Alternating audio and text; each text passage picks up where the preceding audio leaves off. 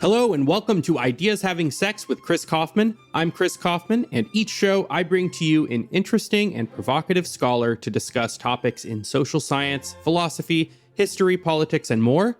If you enjoy what I do, please take a minute to subscribe to the show and to give us a rating and review wherever you listen.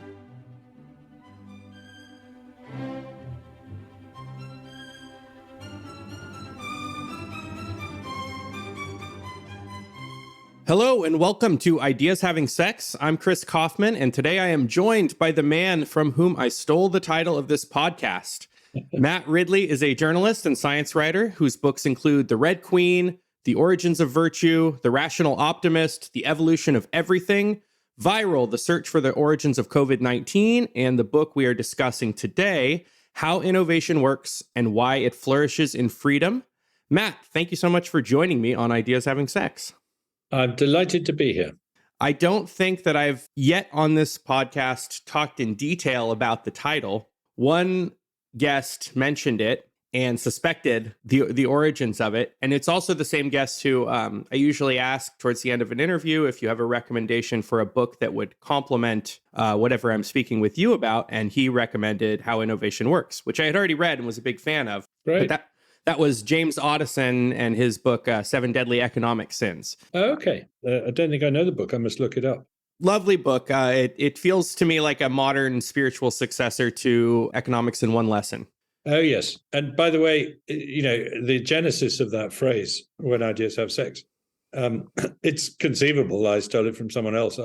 One often finds that's the case. And did you innovate it? But I think I innovated it in the book. And it was because I was spotting the parallels between genetic recombination through sexual reproduction in biological evolution and the same concept of recombinant ideas in innovation. So in a sense, I mean, it's extraordinarily literally. Sexual reproduction is to biological evolution what the exchange of ideas is to human innovation. So that instead of having to, reproduce your ideas all on your own and keep coming up with new ideas, you get to combine them with other people's ideas. And I think, in your famous TED Talk where I don't know if that's the first time you used the phrase, I think so, in public, yeah. You're mostly talking about, I don't know if you're mostly talking about technological progress. I took the term more broadly so that it could apply to just like intellectual conversations and any ideas. Also, I just thought it was a catchy title. Exactly. And I was rather flattered by TED at their next TED Global meeting. They were handing out buttons that you could put on your jacket. And one of them was, have your ideas had sex yet? So, and I think actually the Rational Optimist German edition is titled Wenn Ideen Sex haben. So, oh, really? They decided to go with that as a title. So when the books are translated, do the foreign language speaking publishers decide on the titles typically? Yeah, I don't remember being asked about that, but maybe I was. Probably I signed a contract in which I agreed to it. But they must have decided on that themselves. It was a close second for which title I should use for the Rational Optimist. Actually, I had a meeting with a bunch of friends, advisors, and colleagues when I'd written the Rational Optimist, and I sent a chapter to each of them to read and then critique. We had it in Napa Valley, funnily enough, in 2009, and I wrote a whole bunch of potential titles for the book on a whiteboard, and those were the two, When Ideas Have Sex or The Rational Optimist, that sort of came out top. And I don't remember why. Maybe it would have sold more copies if I'd had the word sex in the title. It sold pretty well, didn't it? It did. It sold very well, but it might have sold even better. How did you come to be an independent scholar and writer? It's a very good question. And the answer is I don't know. Like most things, the path dependence of one's trajectory is interesting. I mean, I was a journalist. I was on The Economist, writing, as it were, thoughtful essays rather than just immediate news reporting for a long time. And then I was in the unusual situation of inheriting some rural property in the north of England, wanted to move there and bring up my children there, and persuaded my wife to get a job as a professor at the local university. So I was moving out of metropolitan life and trying to become a writer, a freelance writer. And I was very lucky that some of my books caught on and some of my columns caught on and so on. I'm not sure one could do it now. I don't know. It's a different world, of course, today, but I'd probably have started a podcast if I'd done it now. Oh, that's flattering. What makes you think you couldn't have done it now? Is something about like specific credentialing? I just think that it's like drinking from a fire hose. Getting heard is much harder. The fact that I'd been a journalist on The Economist was enough to get me taken seriously by literary agents and publishers for my first book. My first book was not a success. My second book was. It just, I don't know. I may be wrong, but it's also immediate these days that the space, and also, I spent days in libraries when I was first writing books. I haven't set foot in a library for years now. It was just a different world, is all I'm saying. I hope that it's possible still for people to become public intellectuals and writers today. Yeah, and well, I'm sure, young people are mentally more optimized to the things they might need to do to achieve that today, as you were in a different time. Yeah, in some ways it might be easier. And, in some ways there's more outlets, there's more ways of persuading the world to listen to you than, the mainstream media was, and the mainstream publishers were the only way to go in the 1980s, 1990s when I was doing it. So the book we're talking about today, How Innovation Works, just for starters, why this topic? Why write a book about innovation?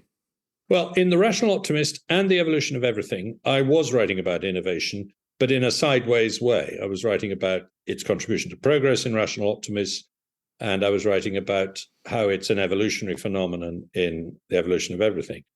And I realized after I finished that book that actually I'd never really sort of sat down and written a book about innovation itself, what it is, why it happens to human beings and not to rabbits or rocks, all those kind of things. And I wasn't sure there was a good book out there, and I knew I had a few ideas. So I just thought it's the big event of human history of the last 200 years is innovation. I can't think of anything that's as important when you think about it as innovation over the last 200 years. And yet I don't feel that anyone really knows how to turn it on or turn it off, why it happens when and where it does, et cetera, et cetera.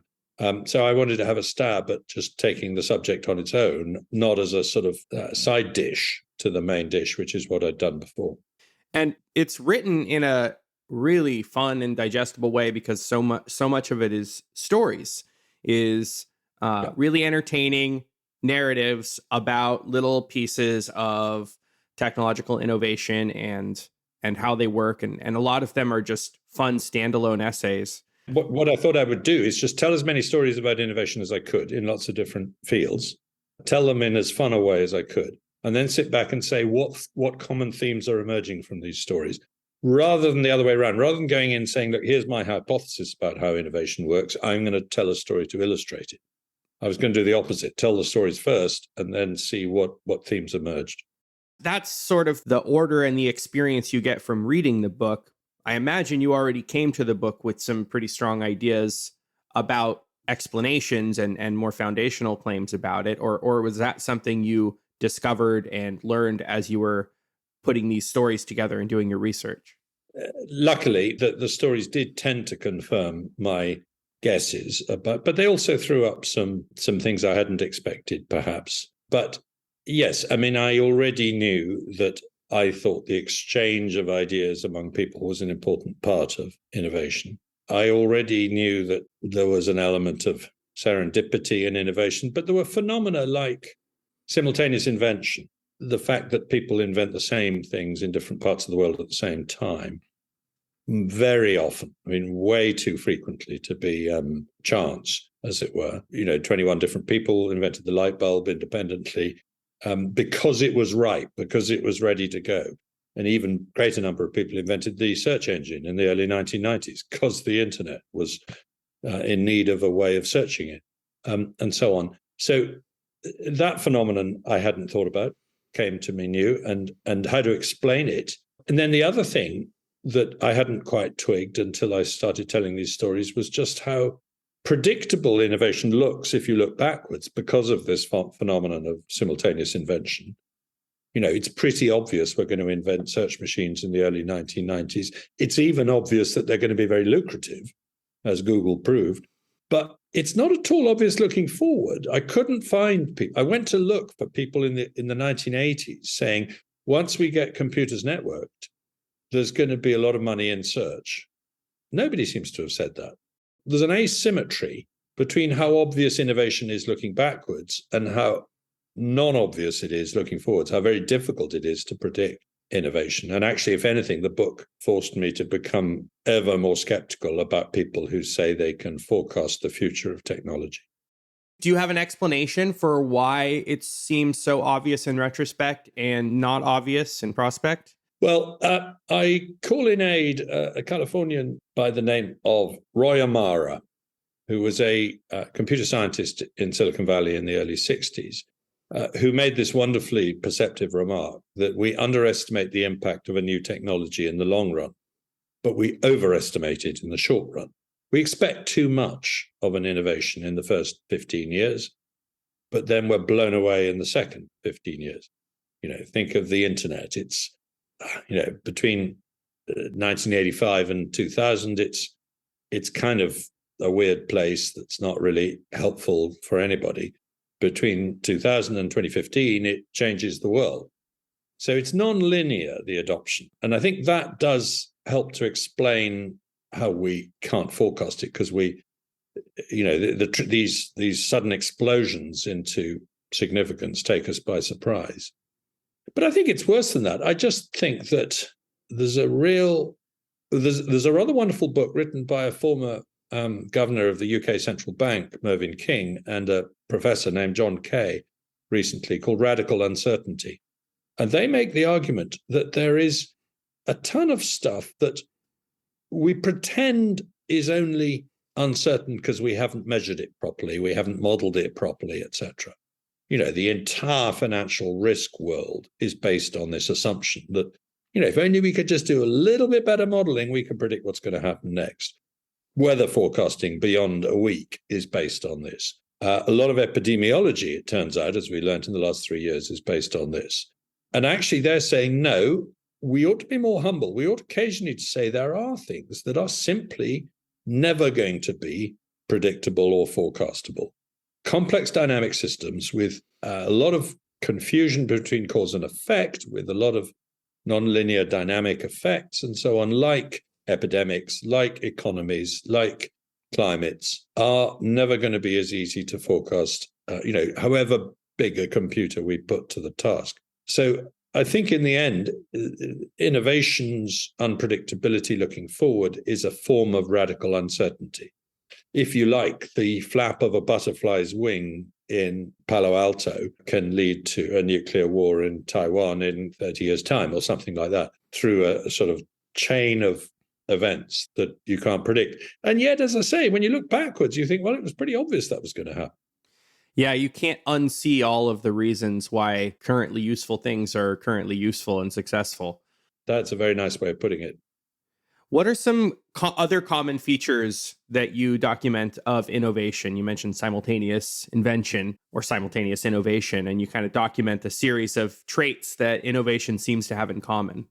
Yeah, well, I talk about serendipity, the fact that a lot of innovators start in one direction and end up going in another. They think they're inventing something to help in medicine, and it turns out they're inventing something that helps in agriculture or whatever it might be. The story of Art Fry, the guy who developed the Post-it note at 3M, or Stephanie Kwolek, the person who found Kevlar bulletproof vests, basically at DuPont, are very nice case histories of people who stumbled on something that had a completely different use from what they were expecting, but were smart enough to pivot and to realize that actually this was a really good technology in a different direction. So I think that's one feature. I talk a bit about the difference between invention and innovation, which I think is quite an important distinction. And my version of that difference is that invention is coming up with a prototype of something. Innovation is making that prototype into an affordable, reliable, and available product or service that can actually be useful to people. And it's much harder work than people think. We put up statues to the people who come up with the prototypes. We don't do that for the people who do the hard grind of innovation from that prototype. And perhaps we should. To give you an ancient example, Thomas Edison was an innovator, not really an inventor. He just worked out how to make these things manufacturable, affordable, and so on. Jeff Bezos is a more contemporary example of the same phenomenon. Nobody would pretend that Jeff Bezos is an inventor, but he sure is an innovator in the sense that he, more than anyone else, has brought e-commerce into practical use for most of us. That's not easy. So part of my aim in the book, after a while, after I began to look at these stories, was to redress the balance of praise, if you like, between the inventor and the innovator, to recognize the significance of these people who make things usable for all of us. That seemed to come through pretty strongly in the chapter, the section on the history of flight. It occurred to me reading it that the Wright brothers are very famous for this first flight, but you don't really hear anything about them subsequently in the development of flight as a usable industry. Can you say something about that and why the contrast between their early prominence and later obscurity in the world of manned flight?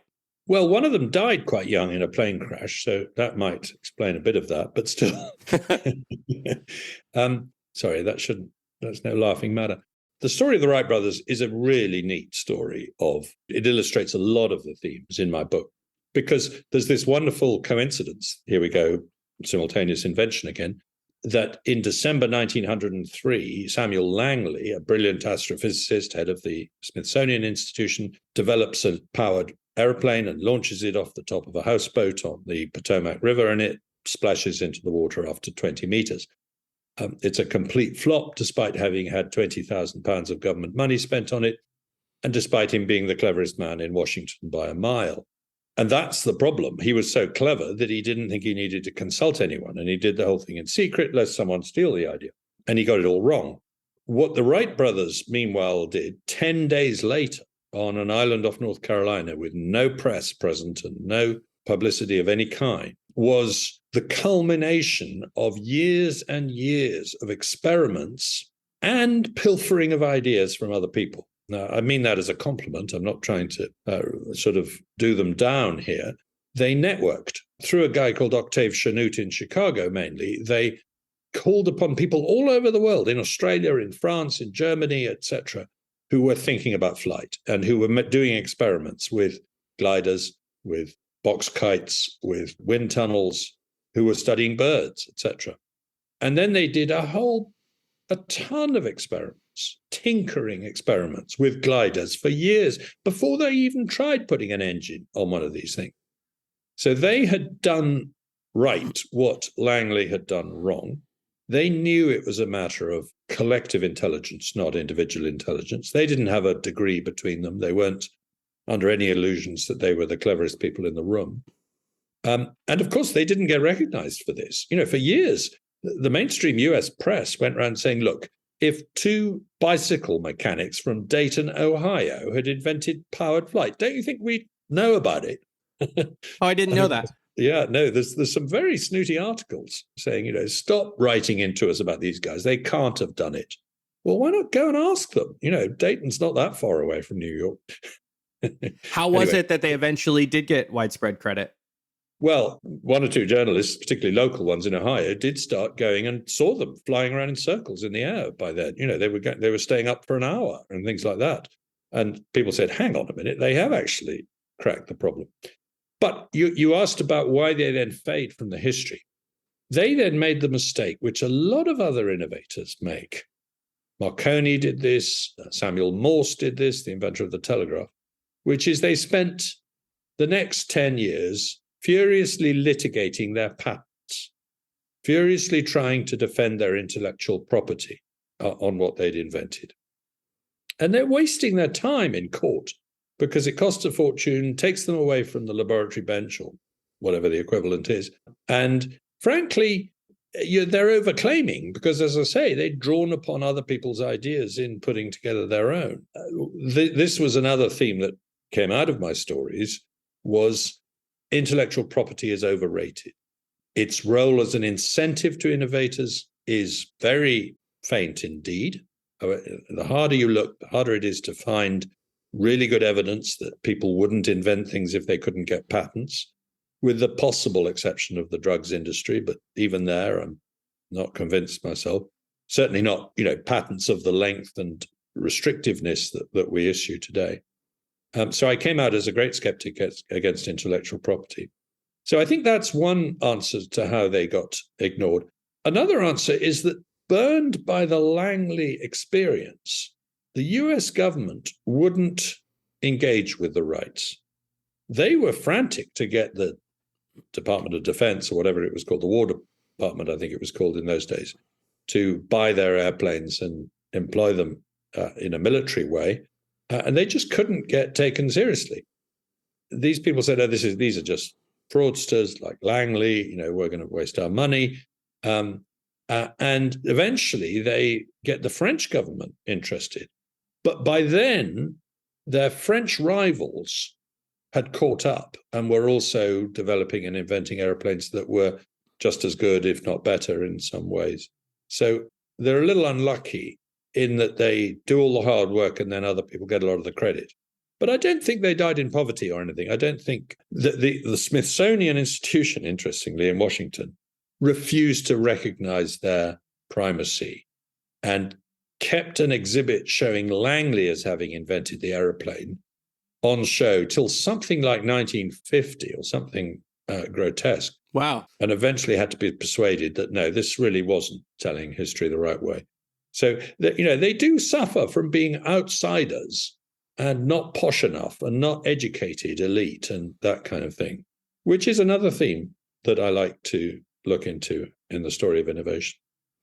So that they're outsiders, they're not from the right prep schools, but also they got too deep into litigation and intellectual property thickets. So one of the problems with intellectual property that you talk about and read about in other works is that it's pretty easy to visualize and think about how it could incentivize innovation, but it's maybe a little bit more invisible to see how it thwarts innovation and stops the innovative process, because you constantly are now needing permission.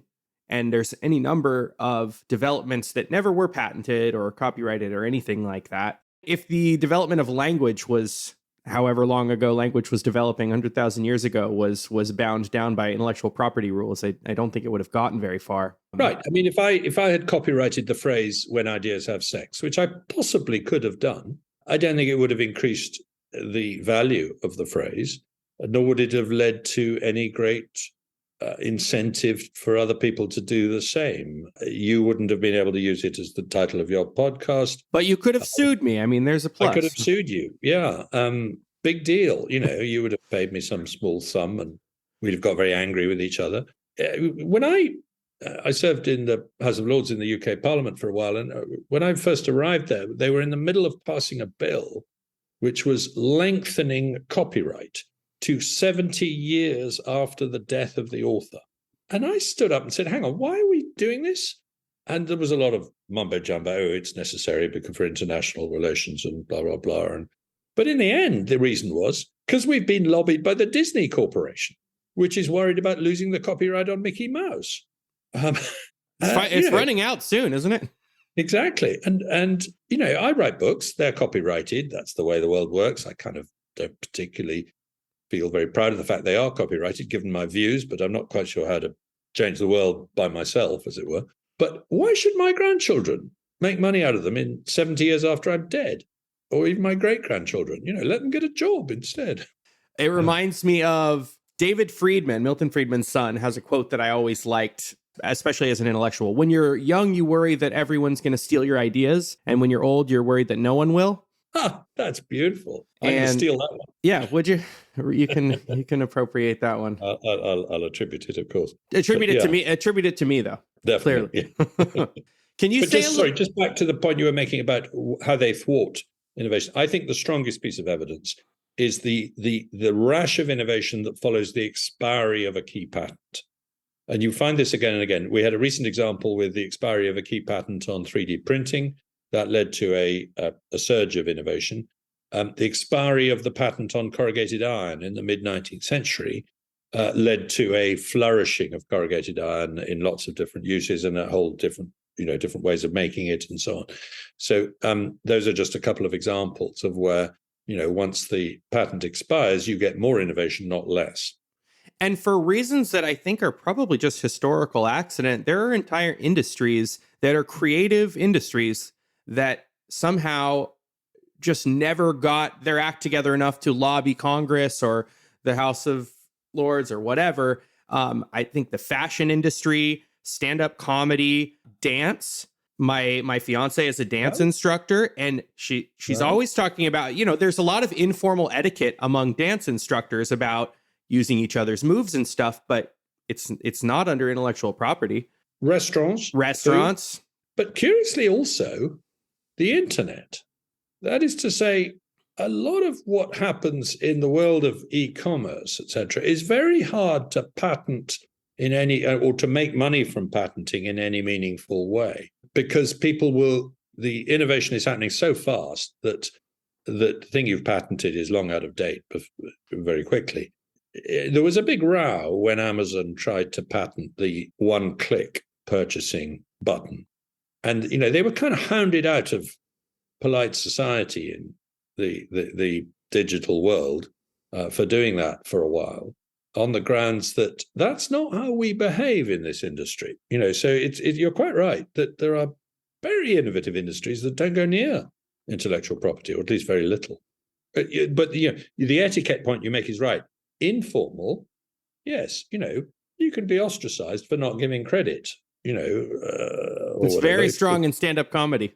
Is that right? Yeah, stand-up comics are brutal with each other if you get a reputation for stealing jokes. Of course, because there's a fairly limited supply of good jokes. Yeah, and I think, there's also jokes that are so old and they get reused and dressed up. I think probably it's not as strong if you're repurposing jokes that are 100 years old, but if you're lifting material from like currently active comics, I mean, I saw an unpleasant to watch video of Joe Rogan years ago in the audience of another stand-up who had a reputation for stealing jokes. And Joe Rogan eventually gets up on stage and it just turns into a heated comedy battle between the two of them, calling each other out. And all the comics were so thrilled that Joe Rogan embarrassed this guy because he was routinely stealing jokes. I don't remember the name of him, and I probably shouldn't try to guess in case I get it wrong. That sounds fascinating. So one of my favorite chunks of this book, my favorite short story probably that stands alone so nicely, is the section on the development of the computer. It's such an inherently interesting story, and you write it so well, and you kind of start with a plausible candidate for who's the inventor of the computer, and then you just kind of in stages keep pushing it back. Well, there's this other prior claim that also deserves to be mentioned, and there's another prior claim, and by the end of it, it's shocking to see you go into, the 1800s with people who, maybe don't have a realistic claim to having invented the computer, but have very strong claims to serious contributions to its development. A wonderful chapter. Can you say something about that, and how is it that the development of the computer goes back that far and possibly further? Yeah, and again, just to pay tribute to intellectual predecessors, Walter Isaacson's book on the development of the computer was fantastically influential for me there, and it helped me track down a lot of these stories. So kudos to him. The question is, what is a computer? Because, you have calculating machines in the 1920s developed by IBM and things like that. But by the 1950s, you've got programmable computers, which are universal machines. That is to say, you can program them to do pretty well any logical task. Where does that idea come from? Well, Alan Turing deserves a lot of credit with his 1937 paper on the subject. Yeah, but where does the machine come from? Well, there's a sort of programmable thing called the Mark II at Harvard in the early years of World War II that is calculating the trajectory of artillery shells, and that does a great job of being programmable. But it's a mechanical machine. It's not an electronic machine. Meanwhile, in Philadelphia, there's a machine called the ENIAC, which is electronic, but it's not programmable. So you can see we've got the sort of ingredients together. And then who puts these two together? Who knows of the existence of both the Harvard machine and the Philadelphia machine? Because it's all secret, remember, at the time. and that's Johnny von Neumann. And he's the one who, in a sense, philosophizes this and decides what the architecture of a computer should look like in principle. So we call them von Neumann machines these days. So we've already got about 4 or 5 candidates here for the people who invented the thing. And we haven't touched on a guy in Iowa called Vincent Atanasov. I can never remember his name. That's why I quickly had to look it up. Because he had a blinding insight in a roadside bar in 1937, as I wrote, about a key part of this. And he ended up suing other people because he said they'd all stolen his idea without recognition, which was partly true. But then, hang on, let's jump to Germany. Again, in this kind of annus mirabilis, this amazing year of 1937, where a lot of this key stuff starts, you find there's a guy in Germany who really does actually see a lot of this stuff and get it sort of right. And had he been at peace with the West over the next few years, undoubtedly would have contributed, etc. So in the end, I don't think you can give the credit for inventing the computer to anybody. And that's despite it being something that happened in recorded history. It's not as if it's lost in the mists of time. This was only less than 100 years ago, and it was very well documented what's going on. And yet, even for an invention as important as that, we can't really say, on this Thursday, there were no computers in the world. By Friday, there were computers in the world. And it was at place X, and it was person Y who was doing it. It just doesn't make sense to tell us the history of the computer in that way. And I think that's quite a useful parable for a lot of innovations. They are surprisingly collective. And it's very stark with the story of the computer because of what you just said, because it's a modern development that happened almost by definition in a more technologically advanced age where everything is documented very well, and it's still very difficult. But that phenomenon seems to hold for just about everything, every story you tell. You can define more or less arbitrarily what the moment of invention will look like, and by that definition, pinpoint like a developer sometimes. But it's always worth asking the question, well, why is this specific criteria the thing we want to celebrate? This is also true of the telephone.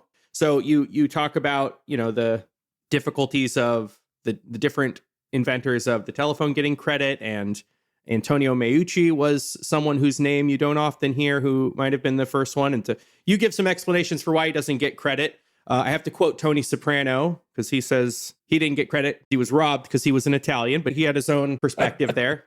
That's probably true. I knew that name only because I'm a big fan of The Sopranos, and there's a scene where he's chastising his son for crediting Alexander Graham Bell with inventing the telephone. Oh, really? Oh, gosh, that's great. I missed that scene. That's lovely. But yeah, no, exactly. This guy, this Italian guy, he was kind of ahead of his time. That's part of the problem. I mean, if you really want to talk about people being ahead of their time, Lord Byron's daughter, Ada Lovelace, and the guy she worked with in 19th century Britain kind of invent the concept of the computer, the idea of a computer program. But they haven't got the technology to make it in any practical sense. So you can be ahead of your time. Leonardo, of course, is famously ahead of his time on various machineries and so on. At the same time, there was another phenomenon that intrigued me, which was to set out and find really good examples of things that should have been invented a heck of a lot earlier than they were. Why not invent wheeled suitcases in the 14th century? And actually, I found an image from the 14th century of somebody wheeling a bag along. So they did. Because it's quite low tech. Exactly. But the wheeled suitcase comes along in the 1970s, 1980s for the first time. That seems amazingly late. Well, actually, when you look into it, and there was a guy, by the way, who went to Samsonite and says, look, I want to put wheels on suitcases. Will you pay me for the idea? Here's my prototype. And they told him to get lost. But when you think about it, airports were smaller, train stations were smaller. You could carry your bags a short way. There were far more porters around. They had carts with wheels on. Why put the wheels on the suitcase? The wheels are going to be heavy in those days. They're going to be made of iron and things like that. So actually, it probably doesn't make sense to put wheels on suitcases till the 1980s. And then I went back and I found right back to the 1920s. I found people trying to sell wheeled suitcases in the 1920s. It just didn't catch on because it probably wasn't as practical in those days. So in the end, I struggled to find good examples of technologies that we jolly well should have invented 100 years before we did. There's a Finnish axe for chopping wood that's asymmetrical called the lever axe, which both splits and chops the wood while you're at it, sort of thing. It sort of does the whole thing in one motion. It's a brilliant device. You probably could have invented that any time since the Stone Age, but there aren't that many examples. Because even if the technology is there, you're saying that there are other reasons why the idea just might not be practical or ripe until other pieces are in place. It's not like the wheeled suitcase does anything that we were completely ignorant to do, 200 years ago, but you need, among other things, large airports with smooth floors. Yes. Probably other things. Exactly that. And there's no point in inventing the search engine until you've invented the internet. There's no point in inventing computers till you've invented electronics, and so on. There's a degree of interdependence among these technologies. As a nerd myself, and I play Dungeons and Dragons, I've often wondered why something like advanced dice tabletop role-playing wasn't invented until the 1970s. There's nothing technologically that couldn't have been invented by the ancient Greeks, but maybe they just had no interest in that sort of thing. I mean, there's kind of like wargaming and things like that. But as far as I know, really advanced and structured narrative, rules-based make-believe just doesn't become a thing until then, and then it really takes off. Okay, here's a weird thought. Quite a common archaeological find in the part of the world I live in, the north of England, there's a thing called a cup and ring marked rock, which is a 4,000-year-old human mark on rocks, consisting of little cups and little rings carved into rocks, into natural rocks on the ground. And there's a huge literature of people trying to map these things, explain them. Are they territorial boundary markers for tribes? Are they places for sacrificing virgins and collecting the blood in the cups? There's some wonderful, weird explanations out there, which all end up saying they're to do with ritual. And I just wonder if they weren't board games. Yeah, people have always enjoyed recreation. Can we backtrack and take a detour briefly? You had mentioned the intellectual property extension when you were in the House of Lords. Can you just say something about that? What's it like to be in the House of Lords? And for an American audience, what is the House of Lords and how does it work? Exactly. Well, I served there for 9 years. I retired at the end of last year because I didn't want to devote the time necessary to it. It's mostly appointed, but it used to be hereditary, and there's still a few hereditaries there, but they get elected by the other hereditaries who are already there. That was how I got there. I happened to inherit a title from my father when he died, and they said, "Would you like to come and be one of us in the House of Lords?" They're supposed to be abolished, that way of getting into the House of Lords, but not until they've made it more democratic and made it elected or something like that. They haven't got around to doing that. So I'm sorry, I'm getting into way too complicated constitutional stuff. No, I find it very interesting. The House of Commons is the main dominant feature of the UK Parliament. It proposes all the laws. It has to pass all the laws, but it also has to pass bills through the House of Lords. There is a convention that the House of Lords never blocks the Commons, but does revise the legislation. That's its job. It knows it's not legitimate. There's 800 members. At its best, it's a gigantic think tank, allowing the Commons to have a sort of second opinion on legislation. At its worst, it's a lot of people who like the sound of their own voice making speeches that aren't really very helpful. Does that summarize it quite well? I think so. I'm curious if there's, because I've heard you talk about it a little bit before. Is it the kind of thing that a lot of the members are self-conscious about because it feels kind of pre-modern, or is there still a lot of pride in the membership? I think there's still a lot of pride because it is still a working part of the Constitution. It does actually have to debate legislation and so on, but it is also aware of the fact that it descends from, in direct line, the bunch of barons who ganged up on King John and forced him to sign Magna Carta. That's where the institution originated, the House of Lords. And so in that sense, it is a peculiarly British mixture of ancient tradition that still just works and has been changed in such a way that it can still work. A bit like, in that sense, the monarchy.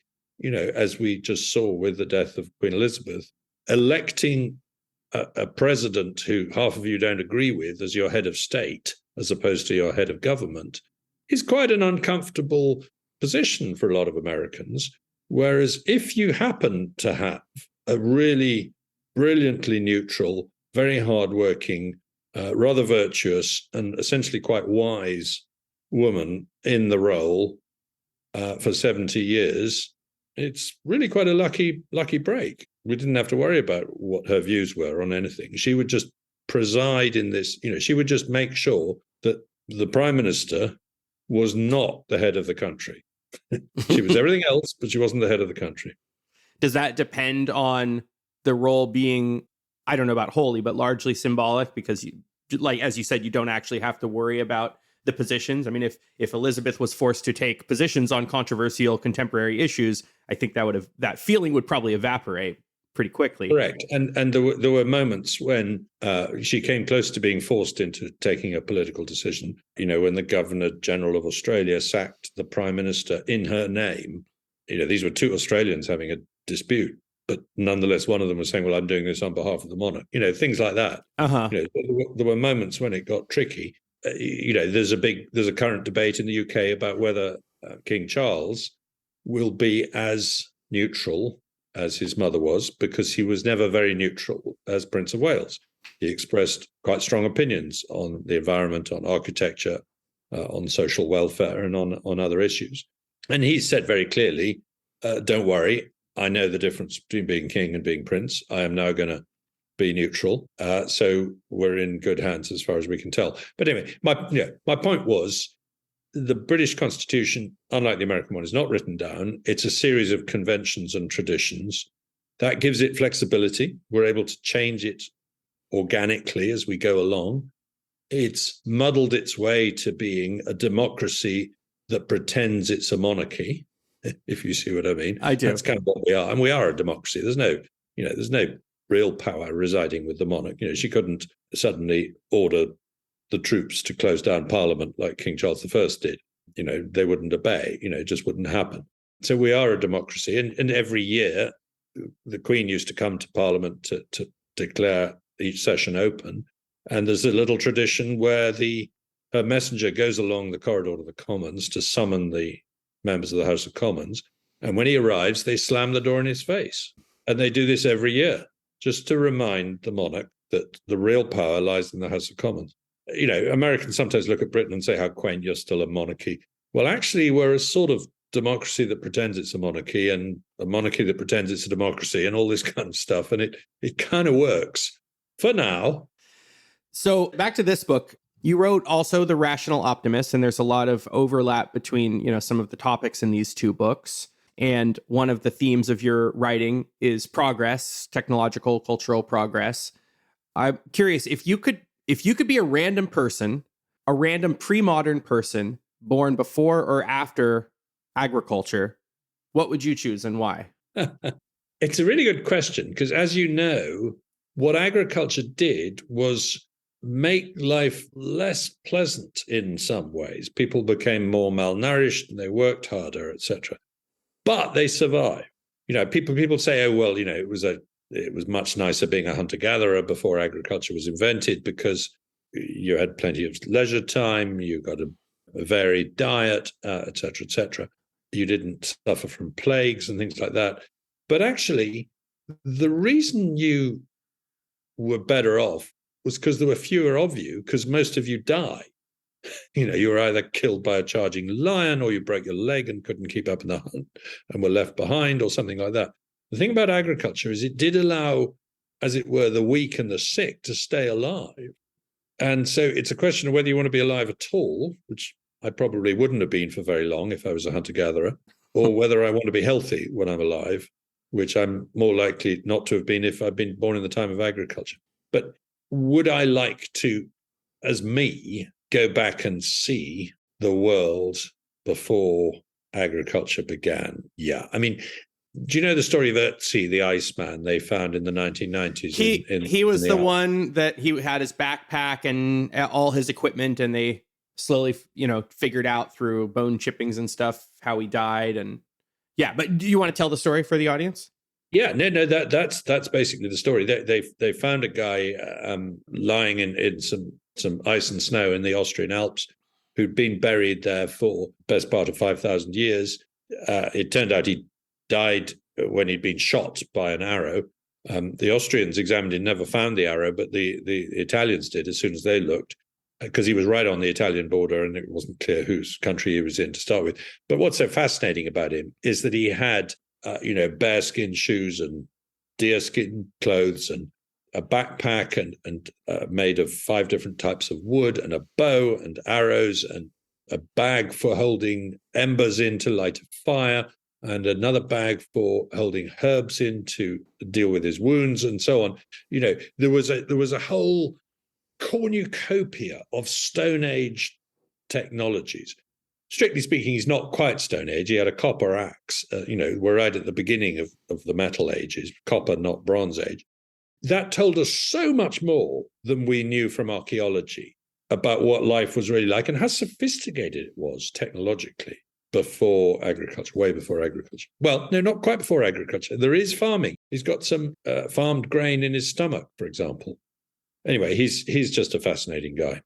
Well, and when we talk about the agricultural revolution, it's probably easy to think that like in the year 12,000 BC, agriculture was invented, but this is a development that happens over thousands of years and on different continents. And so I'm sure there's primitive agriculture and tribes that engage in a wee bit of agriculture for a while, occasionally, or seasonal agriculture. And, exactly. Yeah, I'm asking in part on behalf of a friend who has a very positive view of hunter-gatherer life, and I very much relate with that inclination. I think I've heard you talk about you're not necessarily an optimist by psychological disposition, but by study and data, and it might be easy to have an attitude like I relate with that. It's really easy when people talk pessimistically about the world and the state of the world, politically, environmentally, whatever, or just how you see social interactions going, to feel the pull of that as things are falling apart, and then to see a different picture in large scale quantitative trends and things like that. And do you feel a tension there in yourself in trends in data versus your own psychological disposition? Absolutely. But also not just my own psychological disposition. I can be as pessimistic as anyone at 3 a.m. But also, what I'm reading about, the UK is going through a bit of a financial crisis at the moment. I can read that stuff and say, oh my God, we really are in a mess. We're going to have, the lights are going to go out this winter. The pension funds are going to go bust. We're broke as a country, et cetera, et cetera. And then I think to myself, well, hang on, we've got the lowest unemployment ever. Standards of living have never been higher.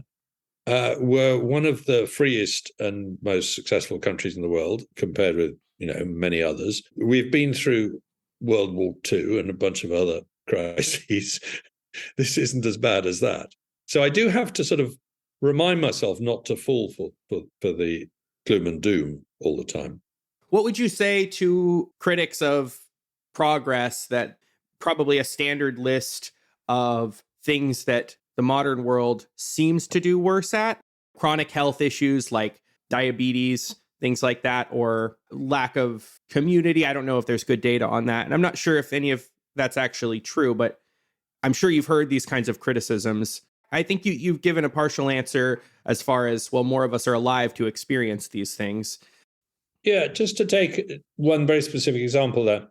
I remember reviewing some books in the 1990s that were all extremely pessimistic about the impact this internet thing was going to have on human beings. And they all said, the problem is people are going to become solitary. People are going to disappear into their basements and their bedrooms and play games with each other online and never talk to each other. And the social world will disappear. And there's a real epidemic of antisocial isolation coming as a result of the internet. Well, that turned out to be about 180 degrees wrong. In other words, yes, the internet did bring a problem. It's called social media and the pressures that come with it. And it comes from rampant social engagement to the exclusion of everything else, and with its own problems, which it indeed has. And I think social media is responsible for a huge part of the coarsening of the discourse today and the polarization of the way we talk about politics and other things, and maybe even the rise of authoritarian regimes and all that kind of thing. So yes, there have been problems coming out of the internet, but they weren't the ones people expected necessarily. There's a lot wrong with the modern world. Some of it's worse than it was 50 years ago, but not a lot. I mean, would you really trade, today's dentistry or medicine for what was available 50 years ago? Would you really trade the air pollution we have today with what they had in the 1950s? The amount of food available per head in the world, particularly if you're, say, in Africa or Asia, is extraordinarily better. Malnutrition, famine has disappeared largely as a cause of death. Not malnutrition, but famine has disappeared. So I'm very keen on reminding people that, yes, we can take for granted the improvements of the past and start to worry about the problems we've still got or that are getting worse. But don't let's do that so much that we then reject the opportunities for progress that got us here and that could get us to an even better place. Yeah. So the way I put it is, I'm not a Panglossian. I'm not saying this world is perfect. I've never said that. I've said the very opposite, that this world is a heck of a lot better than the world of 100 years ago for the majority of people, but it's a vale of tears compared with what it could be in 100 years' time for our grandchildren. And what about, I think I was thinking more of the contrast between pre-agricultural and contemporary society. I mean, to be clear, I'm much more on team modern. I would rather be born today, or I'd rather be born tomorrow than 10,000 years ago. But I feel the pull of the attractiveness of a hunter-gatherer lifestyle. And I wonder if, I think I'm getting this philosophical term right. Like, are we living in the repugnant conclusion? The idea that we have increased population by a whole lot, but everyone's average happiness level is lower than it was when we had a very tiny population of hunter-gatherers, where essentially only the popular jocks survived. You have to be very physically fit and very good at fitting in with your tribe.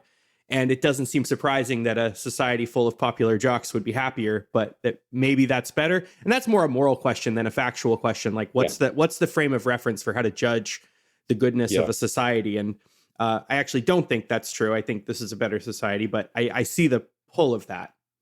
I don't know if I'm asking you a question or just asking you to react to that. I agree. It's an interesting one, and I don't think I have a very intelligent answer to it. But yes, you're healthier probably in hunter-gatherer society. Yes, you might be content, but are you really happy to do away with all the potential experiences with the, entertainment was watching another member of the tribe dance around a fire. I'd quite like Netflix instead.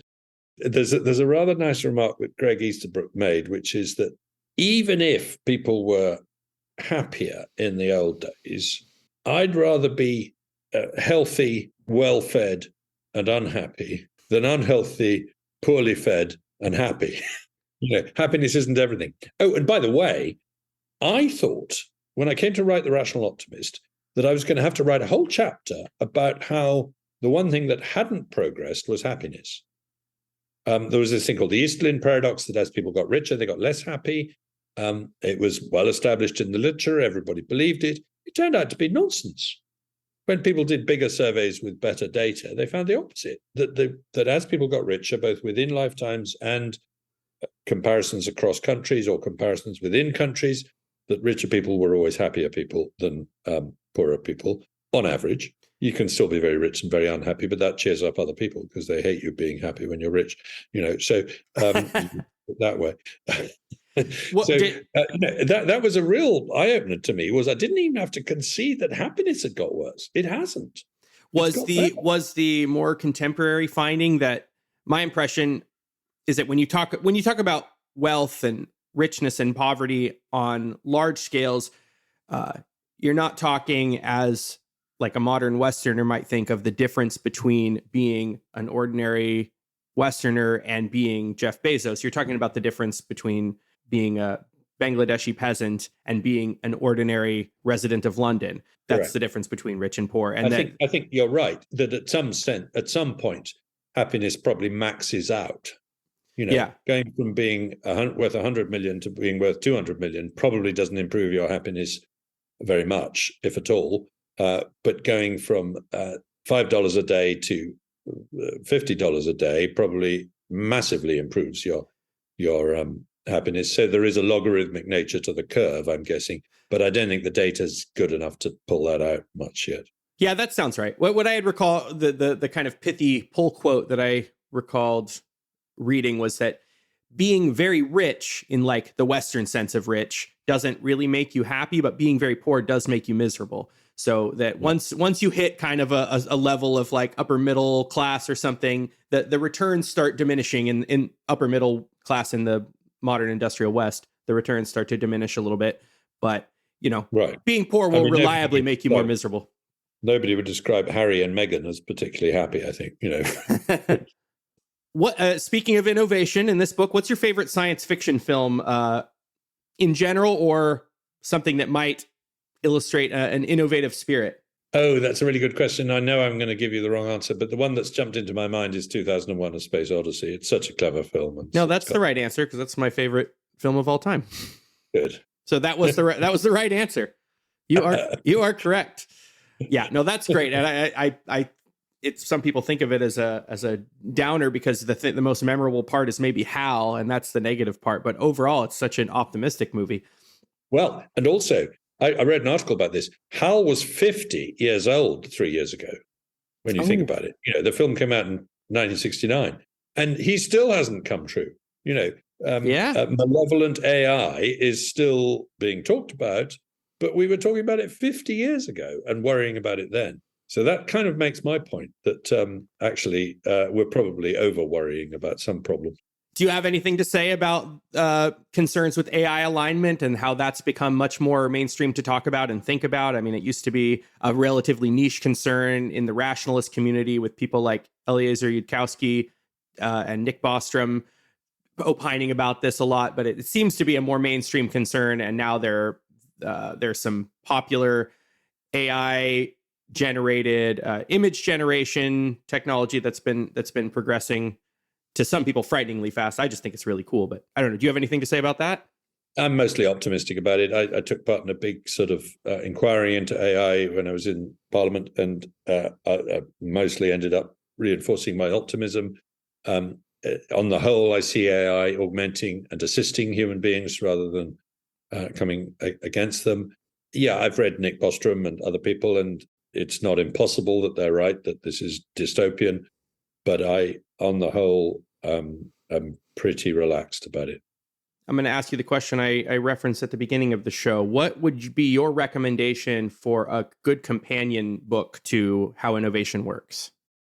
Well, either Steve Pinker's Enlightenment Now, which is a wonderful book, or there's a book by Joe Henrich, whose title I'm going to struggle to remember. But The Weirdest People in the World? Yes, exactly that. Yeah, that's what it's called. Yeah. Lovely book. And he's such a good thinker and very influential on me. I'll include both of those in the show notes section. Fantastic. Are you working on any new projects at the moment? Anything we have to look forward to? Well, as you know, I wrote this book about where the virus came from. Yes, viral. Alina Chan, and that's been taking up most of my time in the last couple of years, that argument, and it's not finished yet. We need to find out more about, I can't believe how little interest much of the world has in finding out why 20 million people died. And we need to know where this virus came from. It doesn't seem to have come out of wildlife. If it was, we'd have found infected animals by now. I mean, it originated in bats, that's true, but it didn't come via the market. Or it might have done, but we don't know for sure. It might have come through a laboratory route. So that's been a big part of my life. I am thinking about another book on another topic, but I'm not going to tell you about it because it might not come to life. Fair enough. So yeah, so viral is, I haven't read it yet, but it's kind of like a mystery novel synthesizing the best knowledge we have so far about the origins of it? My understanding is you don't come to a definite conclusion. You're just trying it's to not a novel. It's Yeah. not a novel, but in the sense that it's like a detective story, yes. Yes. And, we end up in the book with a chapter saying, here's the best evidence that it came out of the market. And I find that chapter quite convincing when I reread it. And then another chapter, like we've handed the microphone to a lawyer, but, addressing a jury. Here's the best evidence that it came out of a laboratory. And I find that chapter quite convincing when I read it again. And I basically wrote the first draft of both chapters. So, it's for me, that's how science should be. You open up to all sources of evidence and try to look at the evidence wherever it takes you. And I'm pretty disappointed with the traditional scientific institutions for their failure to debate this issue properly. Do you think it's because it's controversial or politicized to take a stance on it one way or the other, or is it something else? There's a bit of that. They don't want to be seen to vindicate Trump. They likewise don't want to be seen to annoy China, because a lot of scientific research gets funded or helped through China. But there's also a degree of, how dare you have the impertinence to question what we do in our laboratories? And that, I find, is not a very attractive approach. I was curious if this had come up. Reading How Innovation Works, it strikes me that would be so well suited as a documentary or like a docuseries on Netflix or something. Is that something you've ever pursued? Or each chapter would be such a nice little episode, and I don't know, I could just see so much interest in something like that.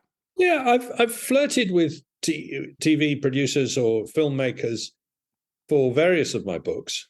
There was a pilot made for Rational Optimist. It was turned down by the channel because I was a white male, apparently. That's what I was told, which is fine. I understand. You are, that. I can confirm. A lot of filmmakers were interested in viral, but nothing has got off the ground. And likewise, I think you're right. It would be wonderful to make a series about how innovation works. I'm not a natural filmmaker. I don't know the world. I don't know how to do it. I'm probably no good at writing the scripts of films. But of course, I'd love to see someone do it with one of these books, yes. But you are a natural narrator, and your voice would be perfect for a documentary. That's very nice of you to say. So where can people find you if they want to follow you and your work? I have a website called mattridley.co.uk. That's all one word, Matt Ridley. But I also have, I'm active on Twitter. Matt W. Ridley is my handle. Wonderful. I will include those links on the show notes as well. My guest today has been Matt Ridley, and his book, once again, is How Innovation Works and Why It Flourishes in Freedom. Matt, thank you for joining me on Ideas Having Sex. Chris, I've really enjoyed the conversation, and thank you very much for inviting me. Thank you for listening to Ideas Having Sex, where we have stimulating conversations on social science, philosophy, history, politics, and more. If you're a fan of what I do, please take a minute to subscribe to the show and to give us a rating and review wherever you listen. I'm Chris Kaufman. Thanks for listening.